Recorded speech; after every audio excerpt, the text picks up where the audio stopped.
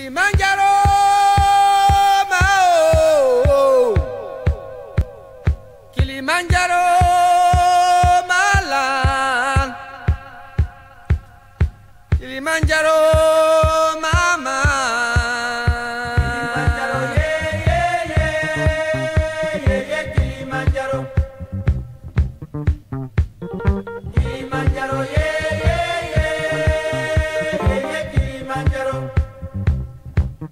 Ces mineurs, ce sont des jeunes qui sont placés par des juges des enfants, pas des magistrats.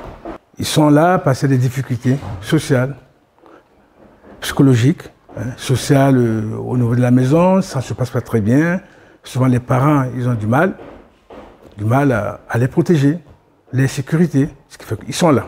C'est l'enfant en danger, c'est le thème de la loi en France, c'est l'enfant en danger. C'est-à-dire le thème, c'est que l'enfant, lorsqu'il est en danger, lorsque sa sécurité, on ne peut plus le protéger à la maison, il est placé. Alors qu'est-ce que ça veut dire? Ça peut être un enfant qui est peut-être abandonné à la maison, où les parents ne s'en occupent pas.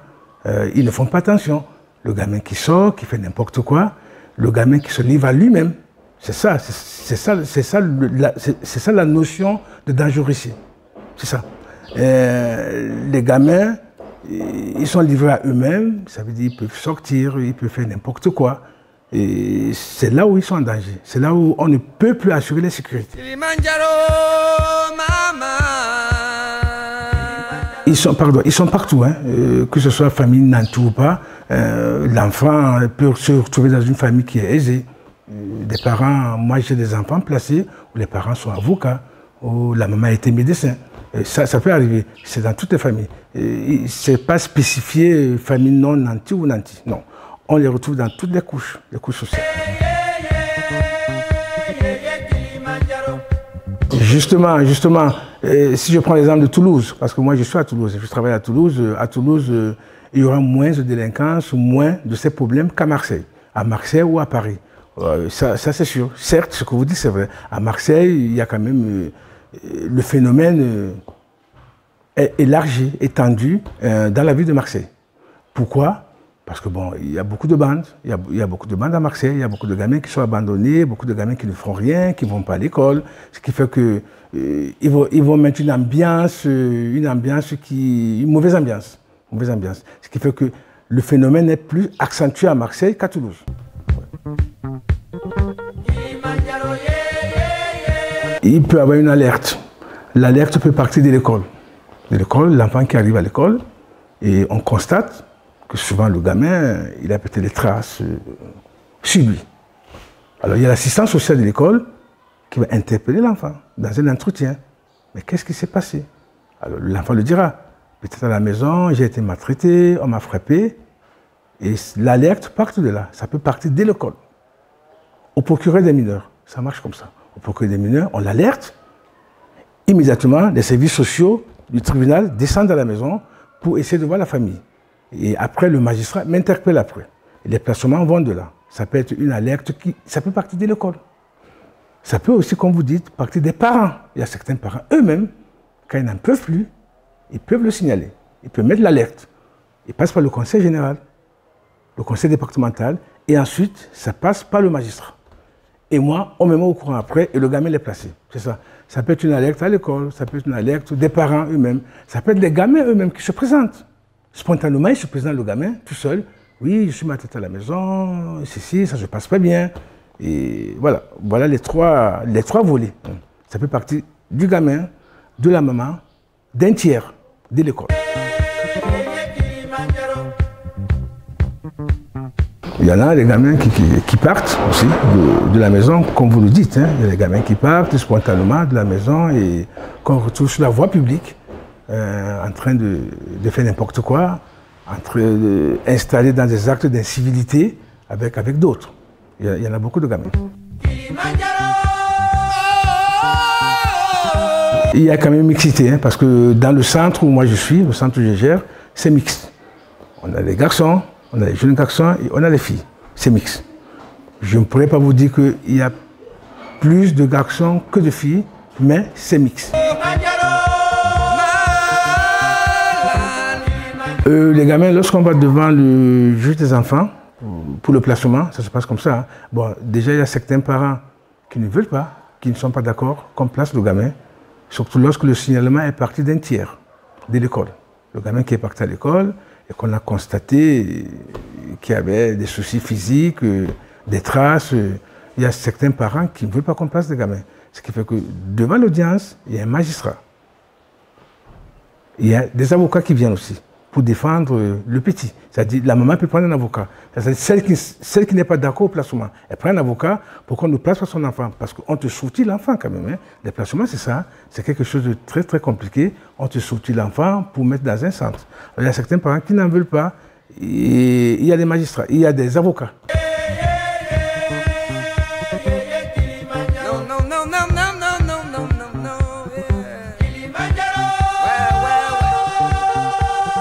Bon, ce que vous évoquez arrive souvent. Hein. Bon, là, c'est le juge familial qui traite ça.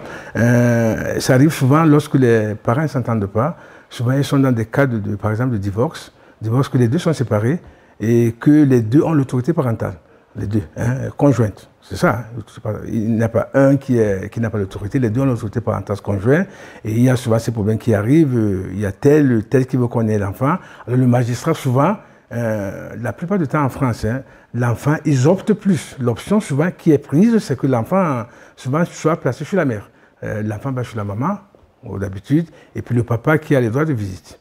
Et quand il y a les placements qui interviennent chez nous, le cas des gamins comme ça, les placements qui interviennent chez nous, les parents se déchirent. Il y a beaucoup de parents qui se déchirent, et surtout les parents qui ne vivent pas ensemble. Parce que lorsqu'ils ne vivent pas ensemble, c'est là où il y a les problèmes. Qui se déchirent, le gamin lorsqu'il sort le week-end, il va falloir qu'il aille chez un parent.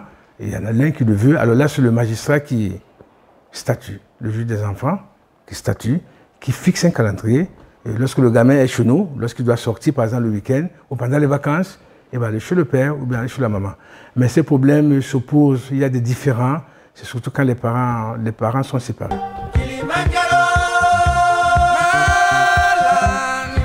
Bon, il y a la minorité normalement légale qui est jusqu'à 18 ans. Et ensuite, ce que vous évoquez là, il y a ce qu'on appelle les jeunes majeurs. Les jeunes majeurs, c'est jusqu'à 21 ans. C'est-à-dire, tu peux être pris en charge jusqu'à 21 ans. Mais normalement, la minorité, c'est jusqu'à 18 ans. Normalement, c'est jusqu'à 18 ans.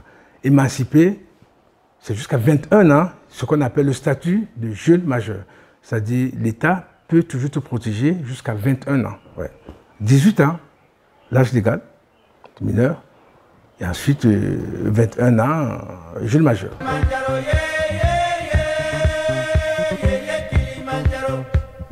Non. En ce qui concerne la responsabilité pénale, elle va jusqu'à 18 ans, normalement. Moins de 18 ans. Mais ça dépend. Si vous n'êtes pas responsable pénalement, ça dépend. Ce n'est pas parce que vous avez 16-17 ans que vous n'êtes pas responsable pénalement. Certes, oui. Si vous commettez un acte, un délit, à 16-17 ans, vous êtes responsable pénalement. Sauf dans le cadre du droit pénal, un article 223 ou 219 qui dit si l'acte a été commis dans un état de démence. Je pense que ça existe au Cameroun aussi. Il doit y avoir une loi pénale qui doit le dire. Dans ce cas, l'enfant n'est pas responsable. Il est irresponsable. Ouais. Si l'acte qu'il a commis a été fait dans un état de démence, mais établi par un psychiatre.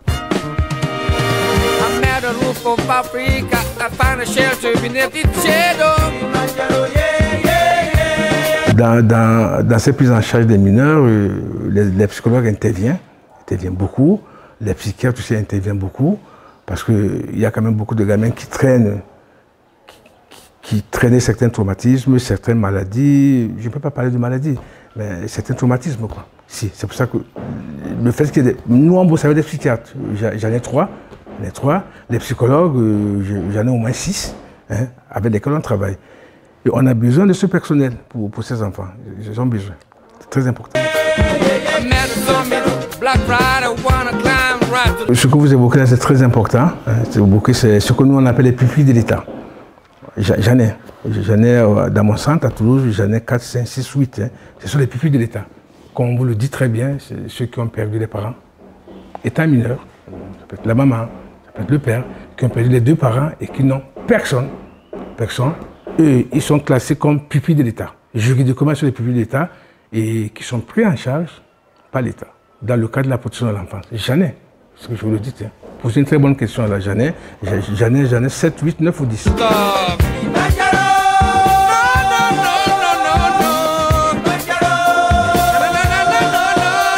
J'ai 5 secteurs. Il y a le secteur des plus petits, ce que vous évoquez, de 4 ans, 4, 5, 6 ans. Secteur. Ce n'est pas des crèches. J'ai 5 secteurs. Il y a ce secteur où il y a les éducateurs, il y a les surveillants de nuit, il y a des psychologues, il y a des psychiatres. J'ai ce secteur des plus petits, 4, 5, 6 ans. J'ai les 8, 9, 10, 11 ans, ainsi de suite, 13, 14, 15, 16, 17, et les jeunes majeurs dont vous dites émancipés, 20, 21 ans, qui sont dans les studios en ville.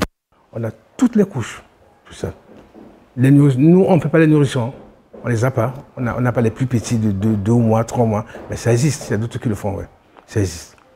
Ah oui, ça existe, parce qu'il y a certains petits aussi qui sont maltraités, hein, qui subissent de la maltraitance de la part des gamins, de la part des parents.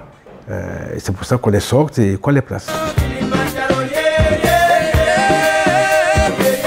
Tous ces gamins qui sont placés, ils bénéficient tous. Les gamins, lorsqu'ils sont chez nous, ils font tout ce qu'ils devaient faire à la maison. On ne remplace pas les parents, hein. Je ne dis pas moi, les équipes éducatives ne remplacent pas les parents, mais ils bénéficient de tout ce qui devait être fait à la maison. C'est-à-dire le quotidien. On s'occupe d'eux au quotidien. C'est-à-dire, on les lève le matin, ils ont les petits déjeuners, on les amène à l'école. Pour ceux qui sont petits, on les amène à l'école. Pour ceux qui sont grands, on travaille l'autonomie. Ils prennent des bus tout seuls, ils vont à l'école, mais ils bénéficient de tout ce qu'ils devaient faire à la maison. Et c'est nous qui le faisons au foyer, sans qu'on prenne la place des parents. Non, on ne prend pas la place des parents, mais on fait ce que les parents devaient faire. Ouais. Et tous y bénéficient. Ils ont tout le confort, ils ont le confort qu'il faut pour qu'ils puissent avoir un avenir. Et que demain, ils puissent s'insérer. Ils puissent s'insérer dans la société, parce que c'est le but. C'est le but de ces dispositifs, c'est d'aider les gamins, l'école.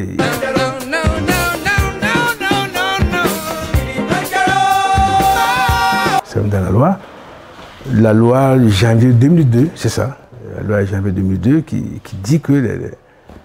il y a un article qui le dit, hein, dans cette loi, qui dit que les parents et les enfants sont acteurs du placement. C'est la loi qui le dit. Et ça rejoint la question que vous venez de me poser. Les parents sont acteurs du placement, ça veut dire qu'ils sont là. Ils interviennent dans le placement, ils donnent l'assentiment sur beaucoup de choses qu'on fait. On les consulte, les parents, ils viennent au centre, ils viennent souvent voir les gamins. Ça dépend du placement. Un gamin qui a été violenté, qui a subi beaucoup de maltraitance, les parents ne peuvent pas venir. Je ne veux pas aller plus loin, parce qu'il y a certains mots qu'il ne faut pas que je dise, mais les parents viennent, ils sont acteurs du placement. Ils sont acteurs du placement. C'est la loi qui le dit, hein, la loi janvier 2002 qui le dit. Et pour que le placement soit efficient, il faut l'apport des parents pour que ça marche. Et c'est ça le problème. Et ça marche très très très bien. Par contre, si les parents ne sont pas dans le placement, ils ne veulent pas qu'on place le gamin, que le gamin est placé, on ne le verra jamais, il ne viendra jamais. Lorsqu'on envoie les documents pour qu'ils puissent les signer, ça devient souvent très compliqué. Ils ne veulent pas souvent signer les documents, ce qui fait qu'on est souvent en train de passer par le conseil départemental pour avoir une délégation de signature ou bien par le magistrat. Même moi-même, responsable du dispositif, je ne peux pas le signer. Et alors, il y a certains parents, pour ceux qui ne veulent pas les placements, c'est très compliqué.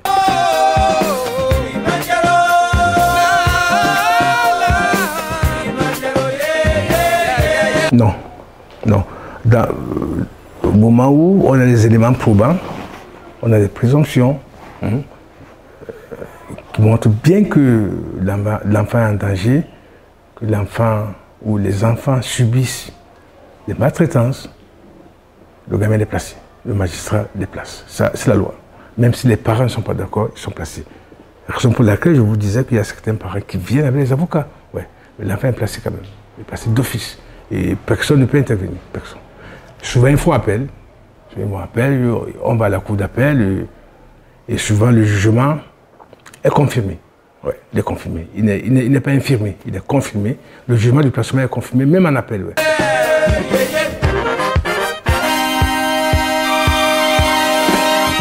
À ma connaissance, non, je n'ai pas eu. Peut-être dans d'autres dispositifs, peut-être oui, mais là où je suis, je n'ai pas encore eu à avoir des cas comme ça.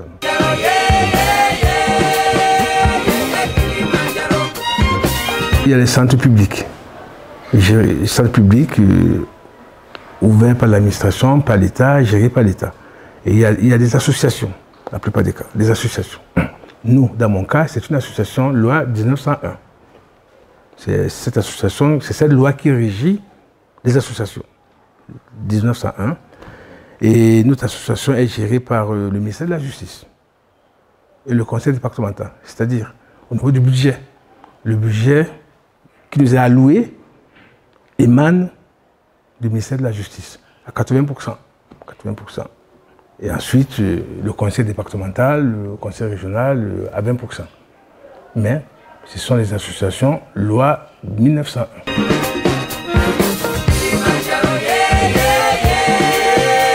L'ANRAS, ça c'est le sigle.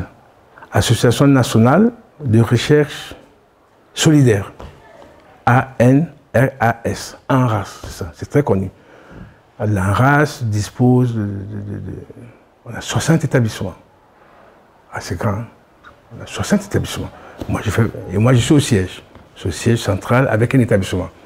Il y a un siège avec un établissement. C'est là où je travaille. Et en dehors du siège, il y a 48 établissements dans tout le sud de la France. Ouais. Ouais. C'est très grand. Association nationale de recherche solidaire. D'action recherche solidaire. On est basé à Toulouse. Il y a le siège. Et il y a mon dispositif à côté du siège. Ouais. Et les autres sont dans toute la région toulousaine. Il y a au moins 2000 salariés dans toute l'association. Mais c'est divers, c'est diversifié. Diversifié. Moi, je fais la protection de l'enfance. Il y a d'autres qui s'occupent des personnes âgées. Il y a d'autres qui s'occupent... il y a des ITEP qui s'occupent des gamins qui ont des troubles de comportement. Des enfants qui ont des problèmes visuels, les malentendants. C'est très vaste, c'est très grand. Il y a du social, il y a du médico-social. Le médico-social, c'est tout ce que maison de retraite, c'est ça. C'est très grand. Ah oui. Et dans chaque établissement, il y a un directeur, il y a les chefs de service. On est une grosse association, ouais. Mais gérée par le ministère de la Justice. Ouais. C'est lui qui nous donne les fonds. C'est lui qui nous alloue les fonds pour les fonds de fonctionnement. Et pour payer le groupe 2, c'est le groupe 2, c'est le groupe des salariés.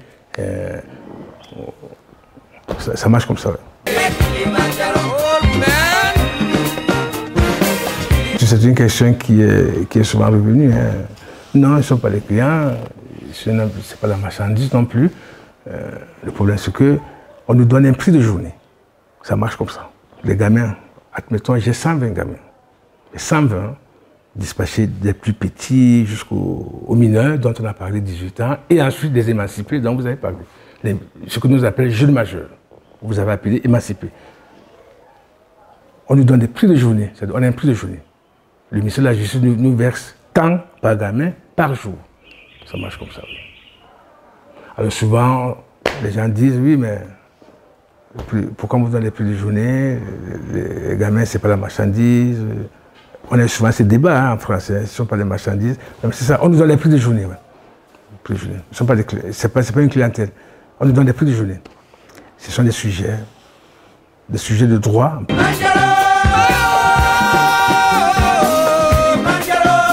L'autorité de tutelle et de contrôle, qui est le ministère de la Justice d'un côté et le conseil départemental. Si, on a des rapports l'année, on fait des bilans l'année au niveau de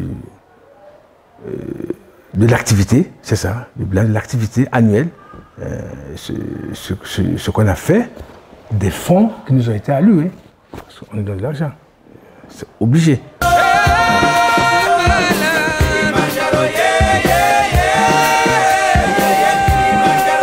Je vous ai parlé de l'ANRAS, Association nationale d'action solidaire. C'est ça, c'est le nom de l'association et c'est le sigle. Le but, déjà, c'est l'humain. C'est l'humain qui est au centre de notre travail. C'est l'humain, parce qu'on travaille avec les enfants. On travaille avec les enfants. C'est l'humain qui est au centre de notre travail. Et on est dans l'humanité, qu'on le veuille ou pas, on est dans l'humanité, on fait beaucoup de l'humain. et beaucoup du social.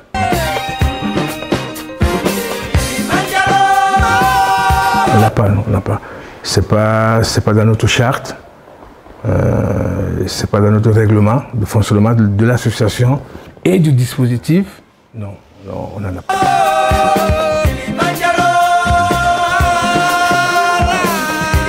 Dans toute société, ces problèmes se retrouvent. Hein. Ces problèmes se retrouvent. On ne peut pas les fuir, on ne peut pas.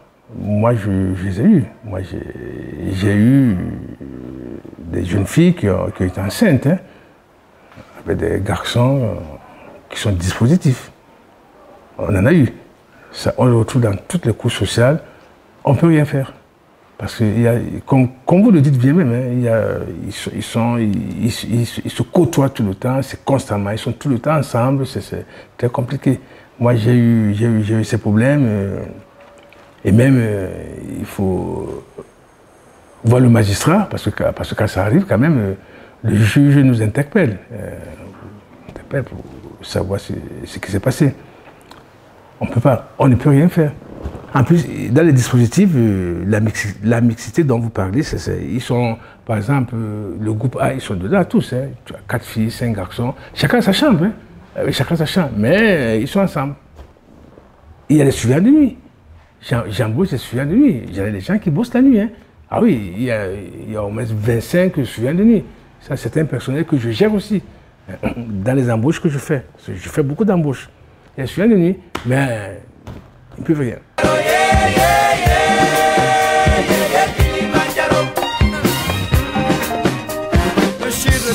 On a un centre de formation chez nous, justement, qui fait de la cuisine, qui forme des cuisiniers, qui forme des serveurs à la cuisine. Et le centre de formation, il est interne, il est dedans.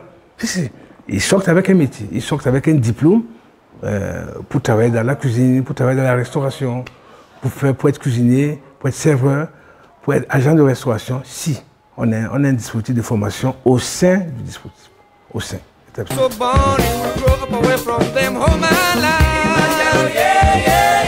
Ça dépend, il y a les gamins qui arrivent, qui peuvent faire 3-4 ans. Hein. Ça dépend de l'âge. Hein. Le gamin qui arrive à 12 ans, c'est sûr que s'il y a des problèmes à la maison, les problèmes ne vont pas se régler au bout de 6 mois.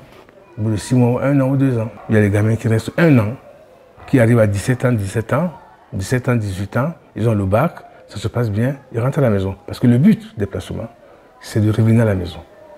C'est le but. C'est que le gamin revient dans ce milieu naturel. C'est le but. Le but, ce n'est pas de garder le gamin éternellement. Déjà, 1, ce n'est pas possible. Et 2, ce n'est pas faisable. Le but, c'est que les gamins reviennent au milieu naturel. C'est le but. Bon, ça prend le temps que ça prend, en fonction des apprentissages. Parce qu'il y a des gamins qui arrivent au niveau de l'école, c'est très compliqué. Ils n'ont pas été à l'école, parce qu'ils n'ont pas eu de suivi à la maison, qui est un niveau scolaire très, très, très bas. Alors, il faut qu'on reprenne tout ça, qu'on puisse reprendre tout ça, petit à petit. Ce qui fait que ça met le temps. Ça met le temps qu'il faut. Souvent, ça peut être 3 ans, 4 ans. Certains, ça va très vite. Ça fait 1 an. Ils s'en vont. Nous, on a les gamins qui ont le brevet, qui passent au brevet chez nous.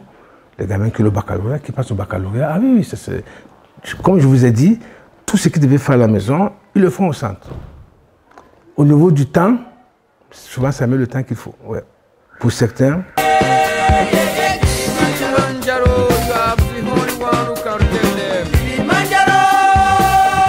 Ouais, comme je vous disais au début, ouais, il y a 2 sortes de dispositifs. Hein. Il y a les dispositifs au pénal, ce qu'on appelle les centres éducatifs renforcés. Voilà le cycle. Le centre éducatif renforcé. Là, ils vont les délinquants. Ça n'a rien à voir avec les jeunes qui viennent là où je suis. Où nous, on fait la protection de l'enfance dans un cadre du droit commun, normal. Et il y a des centres éducatifs renforcés. Et il y a des centres éducatifs fermés. Ça, c'est 2 sigles, fermés. Mais là, c'est pour les jeunes très difficiles. Souvent, c'est des jeunes qu'on évite la prison.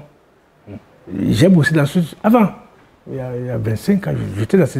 Je suis sorti, je n'étais pas cadre à l'époque, quand je bossais dans ce dispositif. Je n'étais pas cadre.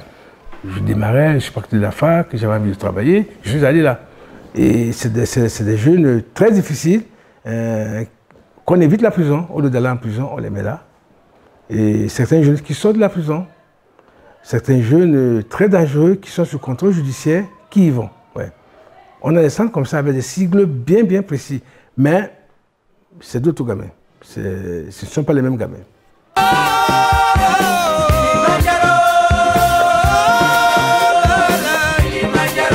Déjà, dans ma fonction de cadre, il y a des difficultés, hein, certes. Hein.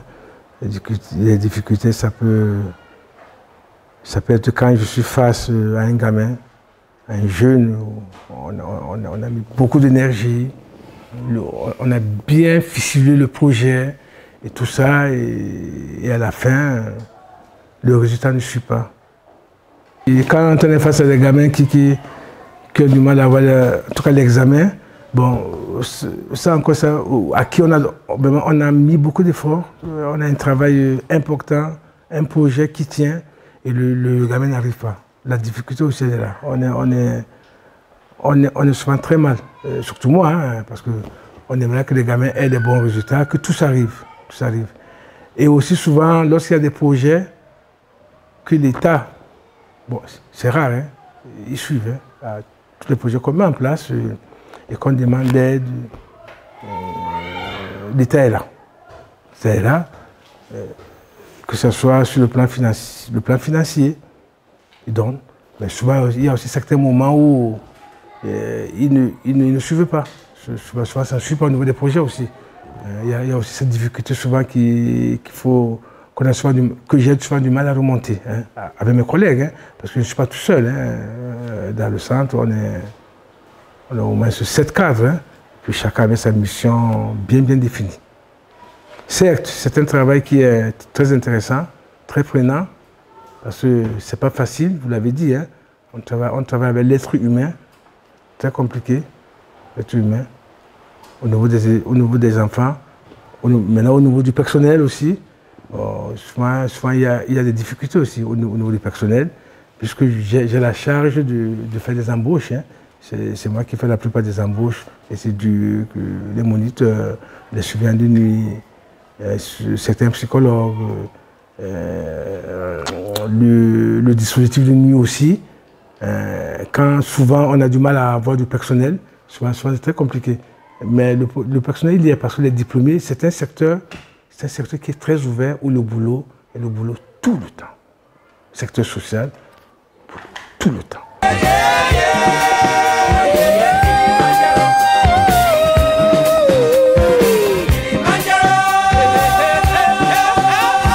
Ah oui. Moi, parents, même à moi, hein, qui m'a interpellé, oui, vous êtes à moi directement, hein, mais même pas ceux qui sont à la base, parce que moi, je suis moins avec les gamins. Hein, je suis plus au bureau, en train de faire les recherches, à faire des embauches. Il y a des parents, moi, je sais qu'il y a une femme qui m'a interpellé un jour, qui n'était pas contente de sa fille, parce que sa fille, on était responsable de tous les maux hein, qui peuvent affecter sa fille, de tout le mal-être qui a affligé sa fille, on était les responsables.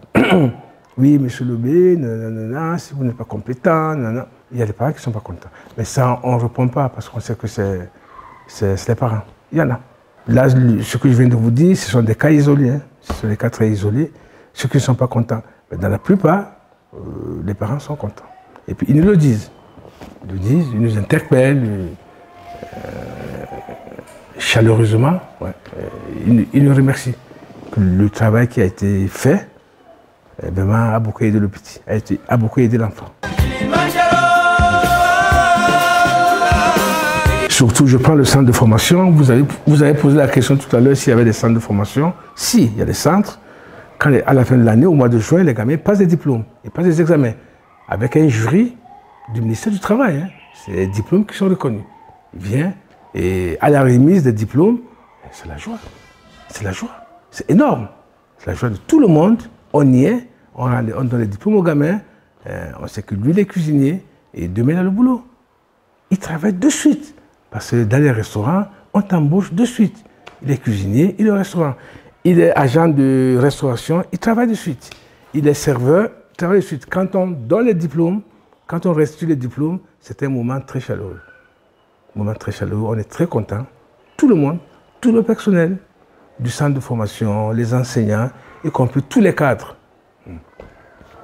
Moi, j'ai un collègue qui s'occupe plus de la formation. Moi, je ne suis pas la formation des gamins. J'ai un cadre qui est plus là-dedans.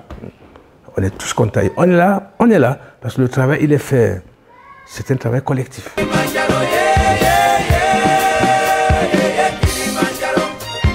Bon, il y a des éducs qui sont au quotidien, les éducateurs, et éducs spécialisés, moniteurs éducateurs, eux c'est le quotidien. Ils sont au quotidien pour accompagner les gamins, le lever, le petit déjeuner, les amener à l'école.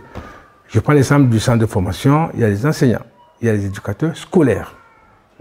Ils sont éducs spécialisés, plus une formation pour s'occuper de ces gamins, éducs scolaires. Il y a des enseignants, il y a les assistantes sociales, 2 femmes. On a des infirmiers, on a 2 garçons et 1 fille, 3. Il y a les psychologues qui font des entretiens avec les gamins. C'est obligé. Et ces gamins, ils ont besoin. Quand les gamins ne sont pas bien, quand ils ne sont pas bien, ils ont des problèmes, ils vont voir la psychologue. Ils ont le temps de déverser et puis elle apporte beaucoup de... essaie un peu de renouer le gamin. On a les psychiatres, qui sont là aussi, qui s'occupent des gamins qui ont des soucis un peu plus accentués, avec des traitements et des suivis. Il y a le secrétariat, qui s'occupe des dossiers des gamins. On a le service des ressources humaines qui est à l'étage, qui s'occupe, quand nous on fait les embauches, après ça passe là-bas, qui finalise les embauches que nous on met en place. Ouais. C'est un travail collectif, il y a des cadres, beaucoup de cadres. J'ai des collègues qui s'occupent que des plus petits, des collègues qui s'occupent que de la formation. Il y a des collègues qui s'occupent que des jeunes majeurs, ce que vous avez appelé émancipés, qui sont en ville. Ouais. C'est que notre dispositif, hein, ce que nous on fait, parce que, comme je vous ai dit, hein, c'est 50 établissements. Ouais, bien formé, il faut, au niveau de la direction, il faut avoir des diplômes. Moi, en dehors de mon master que j'ai fait en droit, j'ai fait un master en droit et que j'ai laissé tomber après, j'ai même passé le concours d'avocat que j'avais eu et j'ai refait un autre master spécialisé pour travailler dans ce secteur. Ouais, c'est ça. C'est l'équipe qui vient et ce sont des gens qui sont diplômés. Ouais.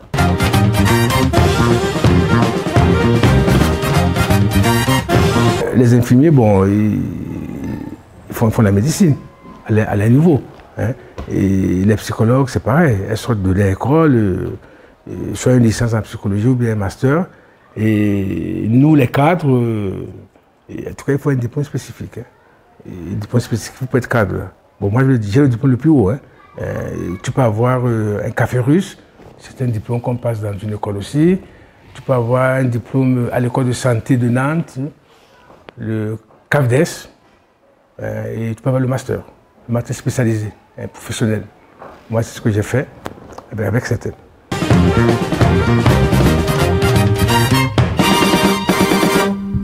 Non, les jeunes que nous avons dans notre centre ne sont pas des détenus. En plus, c'est le civil. Hein. Le placement, c'est l'article 375 du Code civil. C'est le civil. Non, c'est les gamins qui sont là, qui peuvent sortir, c'est pas fermé. Même ceux qui sont dans les centres fermés, dont j'ai dit les délinquants, là, bon, ce ne sont pas les détenus, ils n'ont pas le statut de détenu, mais quand on dit centre fermé, bon, ils sont quand même dedans, ils sont trop surveillés. Les centres éducatifs fermés, là, c'est très compliqué, mais ils n'ont pas le statut de détenu. Ce n'est pas une population carcérale, non. C'est pas une population, je peux dire population pénale, hein, c'est ça, c'est le terme qu'on emploie, population pénale. Non, ce ne sont pas des détenus du tout, parce qu'ils ont cette liberté de sortir chez nous, de sortir les week-ends, même de sortir les après-midi, d'aller en ville, voir des copains et revenir. Non, ce ne sont pas des détenus. Ouais.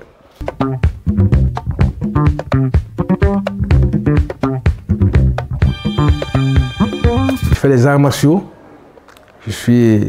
C'est une deuxième vie pour moi, les arts martiaux. Je fais les arts martiaux. J'ai fait ici au Cameroun, avant de partir en France, j'ai pratiqué ici, au Cameroun. Je suis arrivé en France, j'ai continué à pratiquer. J'ai passé mes grades. Et ce que vous avez cité là, ce sont les disciplines affinitaires, c'est ça.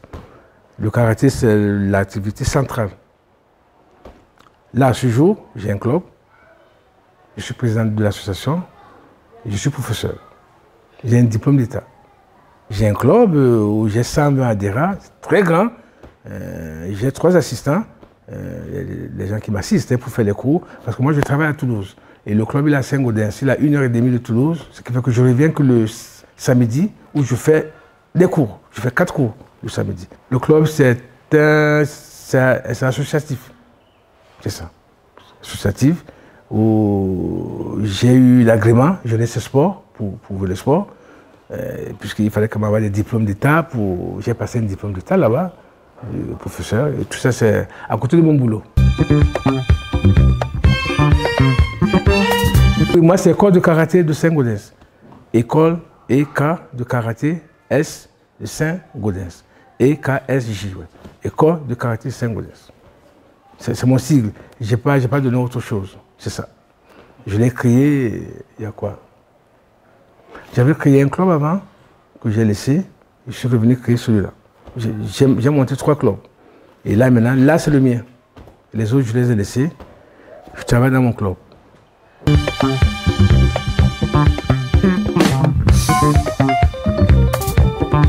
En dehors de ce que je fais dans mon club, je m'occupe du karaté sur le plan national. C'est ça. Je suis directeur de la commission sportive dans ma région.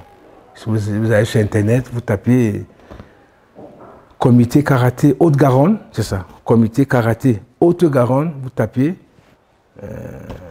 vous allez voir ma photo, directeur de la commission sportive. C'est quoi directeur de la commission sportive? J'organise des compétitions, je gère les compétitions régionales et nationales dans ma région. J'interviens dans les formations des professeurs de karaté. Je forme les profs de karaté.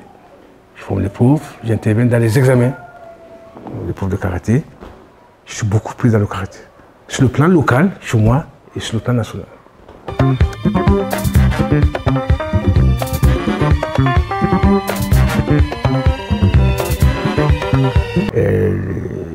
Pour moi, c'est une passion. Je ne peux pas en vivre sans le karaté. Je suis arrivé ici au Cameroun, j'ai un copain, un petit qui a à Beaumonon, qui pratique, que j'ai eu au téléphone. Je lui ai dit que quand je vais arriver, il faut que tu m'amènes. Il m'a dit oui, il faut que tu viennes, on s'entraîne au sapeur-pompier. Et j'ai été dimanche au sapeur-pompier, j'ai été dimanche. Je suis resté, j'ai vu l'entraînement, ici à Douala.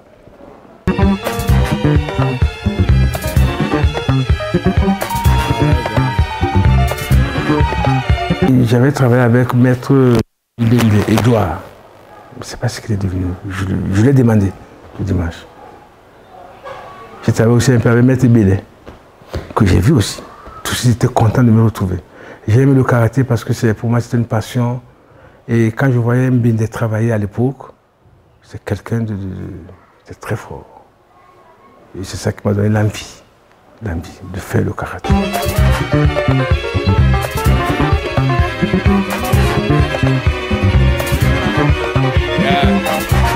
C'est pas que pour avoir des médailles, c'est parce que en France même j'ai beaucoup travaillé, hein, j'ai eu des médailles quand je pratiquais. Je pratiquais pas en tant que formateur aujourd'hui, j'ai eu des médailles. Mais le but c'était de travailler pour sa personne, pour sa self-défense, mais c'est pas pour... non. Mais tout le que je suis, bon, je l'ai fait pour... Et puis, je suis... Même en France, tu le vois, hein, je suis quelqu'un de... Que tu sois 7e, 8e dan, tu arrives quelque part, les mecs qui sont ceinture marron, que tu sois 5e, 6e, 7e, 8e des dan, ceinture marron, pour moi, c'est ceinture orange, pour moi, c'est des karatékas. C'est des karatékas.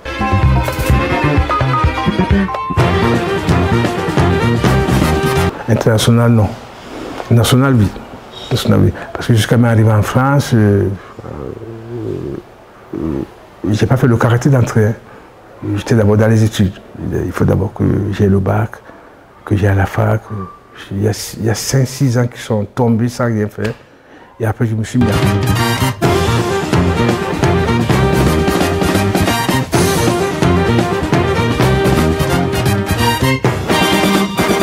Le karaté, quand même, c'est quelque chose qui te canalise. Le karaté canalise beaucoup, ça te pose, non, ça canalise, ça te maîtrise. C'est un sport qui est très très bien. C'est bien pour la tête. Et le karaté, tu le fais à tout âge. En France, les grands maîtres, ils ont 75, 80. Hein. Ceux qui m'ont formé, Maître Laborato, qui est 10e dan aujourd'hui. Ouais, c'est les gens qui m'ont formé, c'est le meilleur en France. Hein. Laborato, il a 79 ans. Il y a Valera. Valera est beaucoup dans le karaté contact. Pareil, il est 10e dan aussi. Tout ça, c'est les gens. J'ai des photos là avec eux.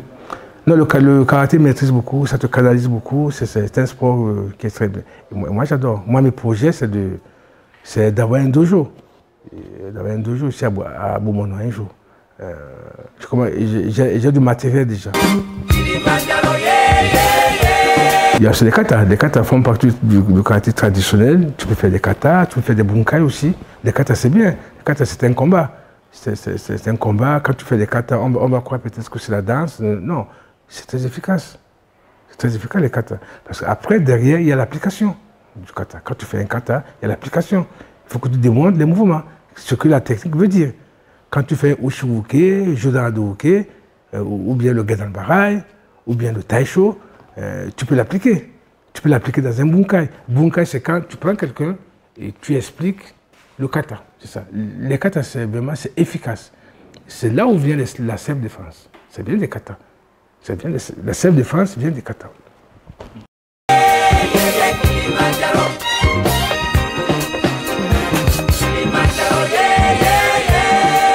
Les disciplines, c'est bien, c'est sur les disciplines, c'est ce qu'on appelle les disciplines affinitaires.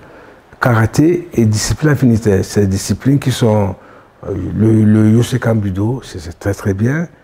C'est du karaté, il y a du travail, il y a les poings, les pieds, il y a le travail de hamlock, il y a le travail au sol, c'est bien. Le karaté contact, il est bien, on est beaucoup dans le toucher, hein, le karaté contact. Je sais qu'il y en a un qui le fait ici à Moulabéry. Je ne sais pas si c'est Maître Pété ou bien... On m'a parlé d'un mec là, j'ai jamais été. Il va falloir que j'aille voir sa salle aussi. Il y a le Thaï aussi, qui est un karaté qui est bien défini. Bon, le Kung Fu, ça c'est autre chose, hein, c'est plus dans la boxe.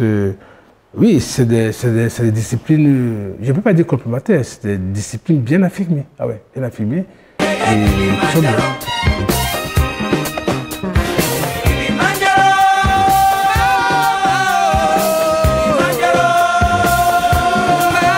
Moi, à l'époque, il y a encore 15 ans, on m'a beaucoup sollicité pour accompagner certains personnels. On m'a demandé d'amener une équipe hein, pour s'occuper de certaines personnalités de l'État. Ah oui, en France, oui.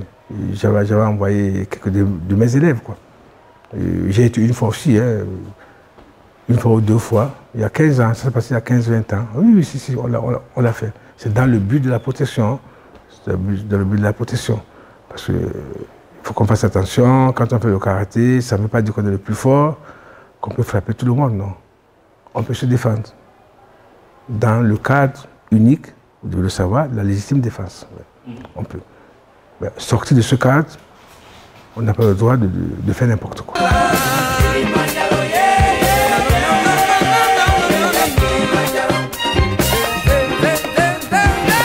Ils viennent. Moi, j'en ai dans mon club personnel. J'en ai des âmes que vous citez.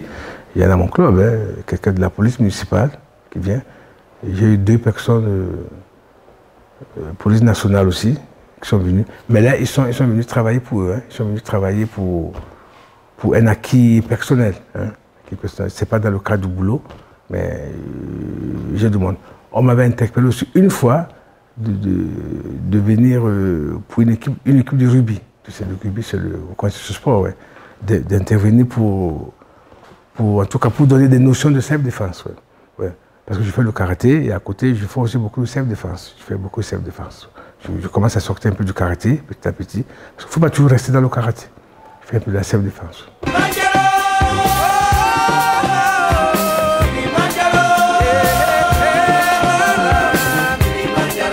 Il faut avoir une hygiène bien calée. Une hygiène bien calée, il ne faut pas faire n'importe quoi. Il faut faire attention, surtout quand si on veut garder la forme.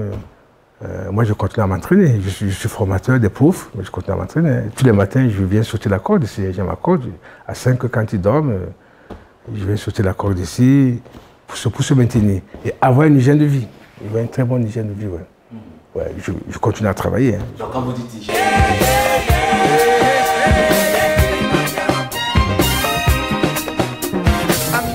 Non, il faut boire, là, il faut boire la bière. Moi je bois, je suis en vacances, je me lâche même un peu trop ici. Hein. Je suis en vacances, j'en bois un peu plus que quand je travaille. Non, il faut boire, il faut faire attention, c'est tout. Il faut faire attention de ne pas trop en abuser. Pas trop en abuser, quoi. Et rester...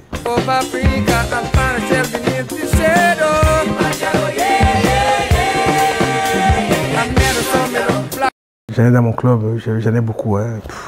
Je suis 120 adhérents. Bon, au niveau des petits, parce que j'ai les plus petits, hein, les 5-6 ans, c'est moi qui fais le cours hein, le samedi.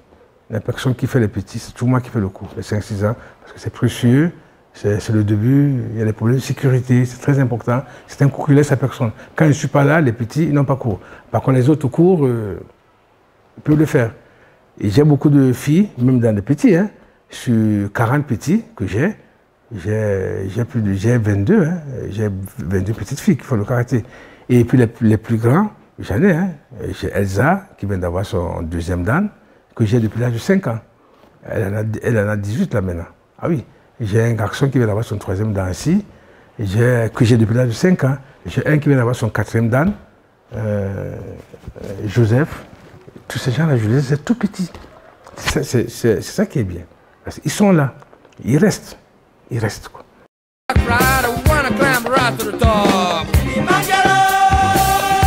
Ouais, ce que je constate aussi, hein, je prends l'exemple de Elsa, elle est d'une souplesse. Je prends Émilie, elle est d'une souplesse. Je le retrouve. Mais je me suis jamais posé la question que vous posez là. Mais elles sont souples. Les filles sont beaucoup souples. Là, vous posez une question que je constate dans mon propre club. Elles sont trop souples. Elsa, elle est d'une souplesse, elle te pose le pied comme ça. Ouais. Celle qui vient d'avoir son 2e dan, là, elle a eu là au mois de juin. Je suis né à Bouya. Ouais, je suis né chez les Anglo là-bas. Je suis de Boumono. Mon père est de Boumono et ma maman est de Bolindale. Ouais, ma mère est de Bolindale, mon père est de Boumono. Et je suis né à Bouya. J'ai passé toute ma vie à Bouya. Je suis chez les Anglo, chez les anglophones. J'ai grandi à Bouya. Ce serait ce que je parte en France. Ouais. Mais je suis de Boumono et Bolindale, c'est ça. Mais j'ai vécu à Bouya. Quand je suis arrivé, j'ai d'abord mangé le ndolé et ensuite, j'ai eu le héros. J'ai eu les coins il y a 2 ou 3 jours. Les plantains, retourner, les macabos aussi. Retourner, bien. Ouais. Tous les jours, je goûte à... Je goûte à un mets, quoi, tous les jours. Ouais, c'est mix. Le héros, tout ça, j'adore.